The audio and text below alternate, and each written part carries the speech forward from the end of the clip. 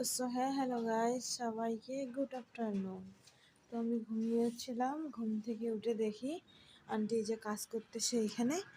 আর আমাকে নাকি অনেকক্ষণ ধরে ডাকছিল, আমি শুনতে পারি নাই, ওই জন্য দেখো। আর আরেকটা আন্টি উপরে আছে, জানি না কি করতেছে, চলো দেখা যাক।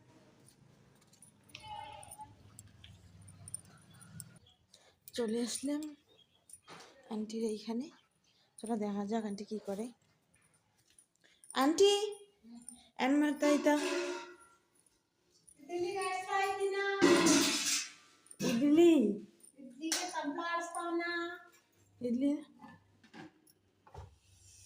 इडली बेटर दिल्ली संपला की आड़सिद्दी এবার যাবো আন্টি সকালে ইডলি বানানোর জন্য এগুলো সব কিছু রেডি করে রাখতেছে।